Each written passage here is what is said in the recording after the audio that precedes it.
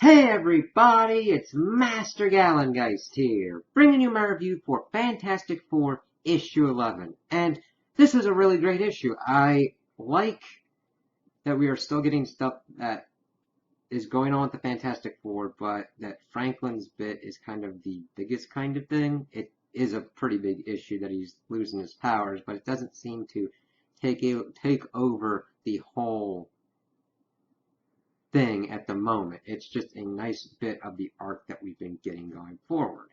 So we see that Johnny is still trying to kind of reach out to him as they're kind of patrolling in their around the skies, and they find out that one person is skydiving and their chute's not opening. So Johnny goes over, so through duty calls, is able to kind of stop her, and we find out that her parachute is really tiny. It's like, that's kind of weird.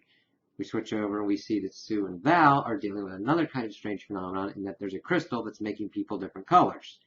So Sue's like, all right, I'm going to make this invisible and gets everybody back to normal. I'm like, hey, we could use that in the Pride Parade. I'm like, we don't know what else it does, man.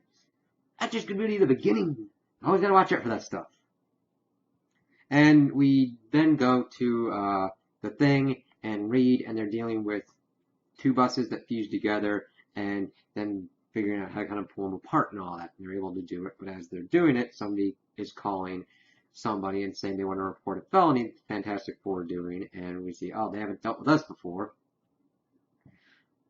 We then go and we see that Doom is still kind of dealing with the effects of Latveria, and he gets kind of a status report from Victorious, and he says that he's come to help his people with what's going on, and is taking off like his armor except for his mask, and one of his subjects is like, we've seen your face and we don't mind it, but instead of getting angry like Doom usually gets, he goes, no, this is my face and it has its uses. And then he sees everybody back off. Something's going on with this ground and finds that it's radioactive. And he's like, this could be useful. I'm like, Doom! Shit! Up to his usual Doom stuff.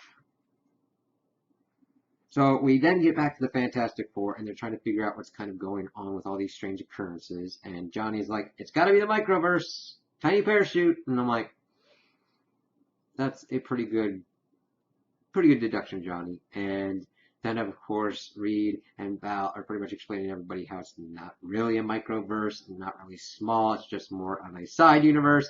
And Franklin is like, yeah, now we get to hear it in stereo. And it was kind of funny, but they get an alarm going off, and it's blue, and Reed's like, hey, that usually means the government. And the DEMV comes and says that they can't operate any other vehicles until they pass their test. It's like, oh, crap. Okay, 2 days time, fine. And he's like, hey, listen, I'm a hotshot race car driver. Ben's a great pilot. We'll get you guys done in no time. And then we get pretty much our little training montage as Val pretty much is set up to be the winner pretty much. And we see Franklin's not doing so well because this is usually her kind of area of expertise. Franklin, of course, taking longer to do the test and doesn't know what a carburetor is and trying to put the engine back together. But then, of course, Val comes and we get this nice scene between them. Well, it's not nice because they're arguing, but it's a pretty well done brother and sister dynamic. I kind of liked how they did it. And we see that it's just another thing that Franklin has to deal with, saying, listen, if I don't get this, I'm pretty much just grounded here. And talking to Val and being like, listen, you're not going to be stupider tomorrow. You're going to be able to do all these things, and I'm not going to be able to. And she doesn't really get it at first. And she is there because she does want to help her brother, but she doesn't really understand kind of what's going on with Franklin because he's losing a part of himself and losing a part of his identity. And it's a big, hard fucking thing to deal with, and nobody's really understanding that at the moment. I mean, people can say that they understand it, but nobody's really kind of shown it because, granted, they keep getting thrown into thing after thing. But Val's like, listen, I want to be there to help you. They are offering help. They just don't quite get what he's going for. And he's like, yeah, you don't feel that way because you're winning. And she's like, listen, you're my brother. I want to help you. And this isn't a competition. He's like, yeah, that's because you're winning. And she's like, fine, do it yourself. So we get to the day of the test, and we see them pair off with their various instructors. We see Val pretty much reciting all the different kind of things and looking like she's going to pass her test as well. We see Franklin having to deal with all this kind of stuff. His instructor like, hey, you should be using your turn signal. I'm like, hey, there's nobody up here. And then we see that the vision phases through, and he's like, if he was solid, that would have been really bad. He's like, it still would have been his fault because I had the right of way. And it looks like he knocked over the E for the Daily Bugle, and it's like, oh god. He's like, pretty sure it was that way before that Spider-Man would have done that. It's like, damn it! Stop blaming that shit on Spider-Man. He's got enough crap to deal with as it is. It's like, Franklin. But the thing is, the autopilots engage, and we see that Reed and the rest are dealing with the biggest rift of all, and the autopilot pretty much had gotten them dialed in to go there to these rifts. It's like, shit, it's active.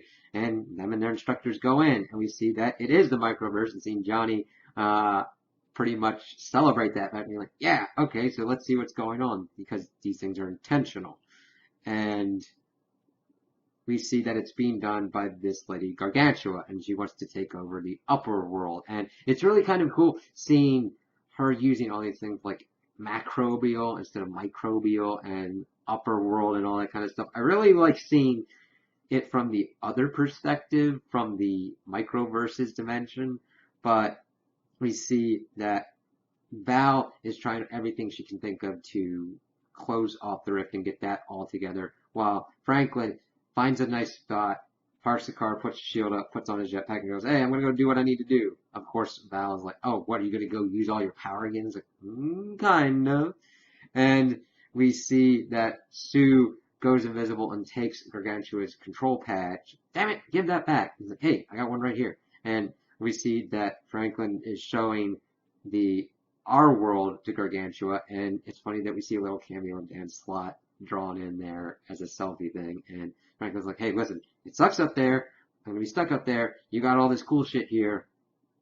You don't need to go up there. You don't need to do anything up there. And she's like, yeah, it really does suck. Telling her Targratosaurs to kind of stand in and like, yeah, we're done here. And Johnny's like, wow, your team disgruntled powers were put to good use there.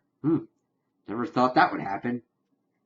So everything kind of gets all good, and we see that Val has sealed the rift and everything, but she has said that she has failed the test because of all the different kind of things that she was multitasking with while driving the car. And then we see that Franklin did pass his test because at the first sign of trouble, he parked his car, made sure that his passenger was safe, and dealt with the threat. And I'm like, that was a cool little twist. And it sucks that Val has to wait a year to take the test again. And that Reed, it took him like 4 times to do it. I'm like, yeah, you might be good in figuring out what's going on, but you also have to be in the moment and kind of make sure that you're doing what you need to, even though Franklin was doing some crazy ass shit. And I really liked how Franklin came up and was like, hey, and she's thinking he's going to rub it, and he's like, no, where do you want to go? And his first thing as being a legal driver is to take his sister somewhere. I'm like, that's really nice. And I really get that I really like that as a brother-sister dynamic, and kind of reminded me of me and my sister. Yeah, it's cool. So we then, at the end of that page, we see that Reed and Sue are finally kind of getting to the ramifications of like, oh god, we should not have made him legal, because they're thinking of all the shit that they would have got up to if they were legal at that point. Like, oh yeah. So the last 2 pages deal with what's going on with Doom. He actually sent this kind of device into a prison, and we see that the puppet master is like, hey, shit, what the hell's this thing? He's like, shut the fuck up. I got a message for you. It's like, Doom's like, hey, I found this radioactive clay. Why don't you use it? And he's like, yeah, I got some good things to give to Ben Grimm. Then we see it at the end that there's this crazy lady saying that there's like changes coming for Ben Grimm, and this passerby dude's like, "What the fuck is going on with you?" And it's like, okay, that was a creepy tease. But I can't wait to see what's going to be going on more with Franklin and everything with the Fantastic Four, and what Puppet Master is going to be doing, and what other weird shit that Doom is going to do. So those are my opinions on the issue. Tell me what you guys think in the comments below. If you liked it, if you didn't like it, if you agree with me, if you disagree with me. Also like and subscribe, and I hope you have a good day.